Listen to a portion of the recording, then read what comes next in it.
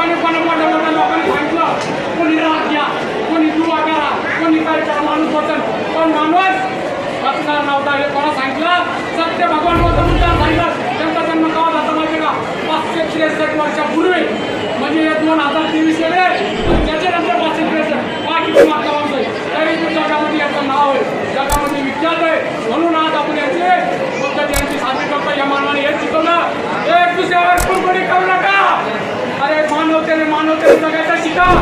हिंदू असो, मुसलमान असो, हिंदू असो, कोणत्याही जाती धर्माचा असो, अख्या डोक्या जातीचा असो, पण त्यानं फक्त माणसाला माणूस मानला पाहिजे. ही शिकवण आणि हे शिकवण आपल्याला अभिप्रात आहे. सांगा बाबासाहेबाला वर्गाच्या बाहेर शिकवणारी शेती झाली लोक होते, तरी सुद्धा बाबासाहेबांनी त्यांच्या विरोधात काढलेल्या नाही घटनेमध्ये त्यांनी सांगितलं सर्व समतेने वागा, प्रज्ञाशील करुणा. हे किती मोठे महान शब्द आहे. प्रज्ञाशील करुणा म्हणजे एक दुसऱ्याला मित्र माना. स्त्रीला हीन मानू नका, स्त्रीला नुसती उपभोगाची स्त्री मानू नका. ती आपली माता आहे, ती आपली बहीण आहे, ती आपली स्त्री आहे. म्हणून स्त्रीला सगळ्यात मोठं प्रयत्न, कारण त्या स्त्रीच्या पोटीत आपण जन्माला आहे. तर सगळ्यांनी एक भावना शिकवायची, स्त्रीवर कधी अत्याचार करायचे नाही, दारू पिऊन कधी स्त्रीला मारायचं नाही.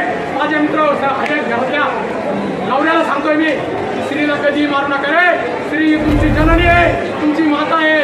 माझ्या मित्रांनो हे संदेश मी मुलांनी जगाला सांगितलेले आहे. एवढं करून मी आज 2 शब्द थांबवतो आणि सर्वांना थोडी मिठाई, जी काय थोडी मिठाई आणखी सर्वांनी